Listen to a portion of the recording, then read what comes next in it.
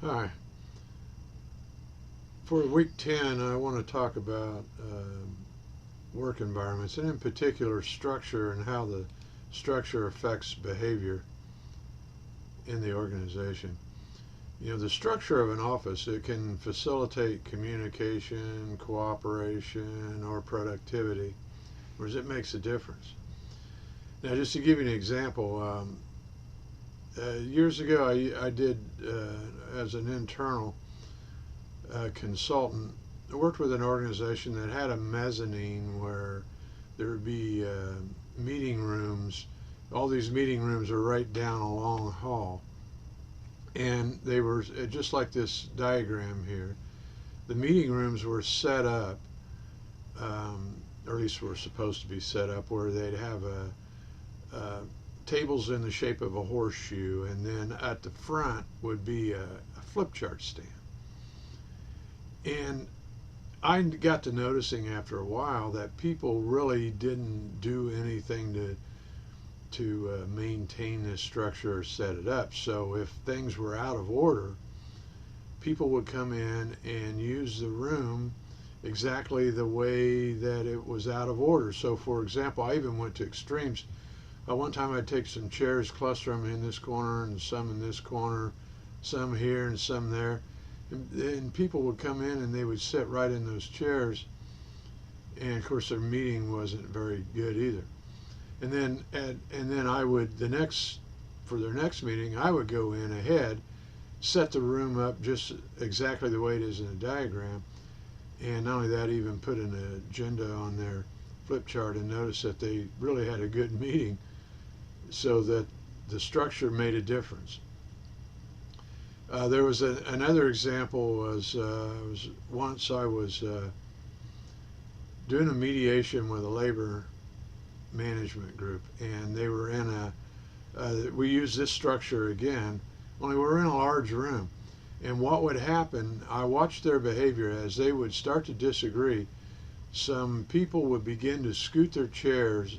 They would start to scoot away from the table, and they could go clear over here, and they'd be out of the meeting. And after enough people did that, well, the meeting fell apart, and that would be the end of it, and they'd all leave, which is what they wanted to do, as opposed to resolving their disagreements. So what I finally did is I found a room where I could set up this structure in the room, and there would be no more space between their chair and the wall than what you see here.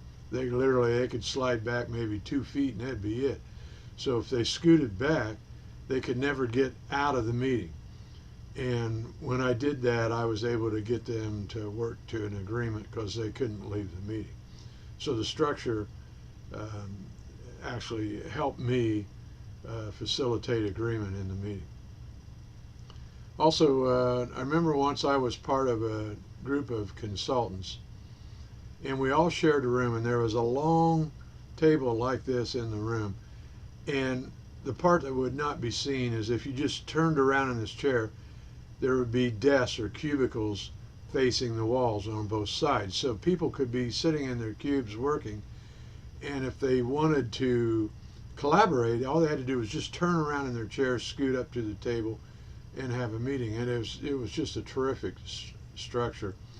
It facilitated cohesiveness. It was one of the most cohesive groups I ever worked with. We were a high performing group the entire time we were together, and eventually what broke it up was, well, attrition started replacing people, and then the organization did away with this structure and started putting individual offices, and the group never again was able to achieve the cohesiveness or level of high performance that they had in the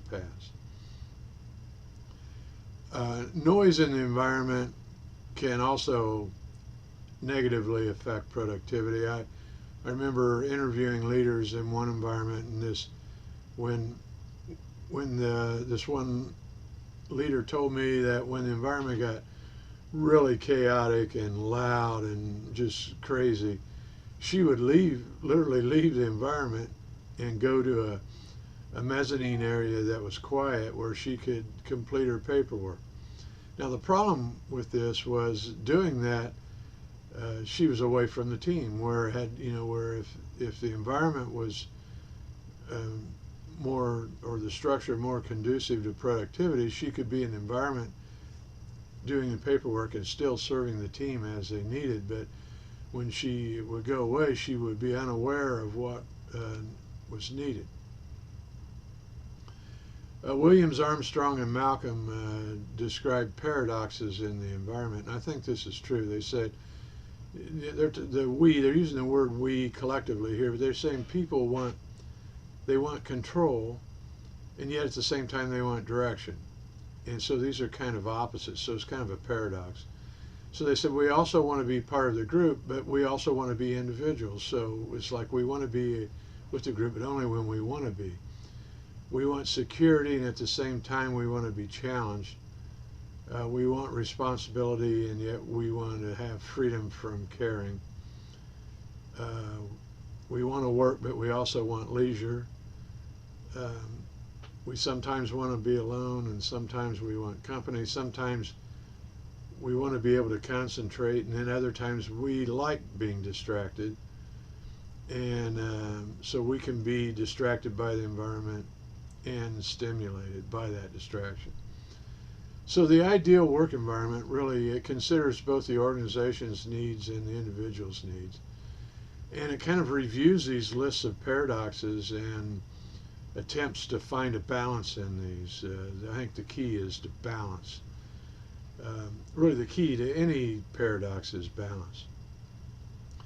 Now this same concept I'm talking about applies to learning environments at home or in school. For example, if you think about the learning environment that you have in your home, what type of environment have you created that for learning at home? Does it support your studies, or does it deliver up endless number of distractions that takes away from it?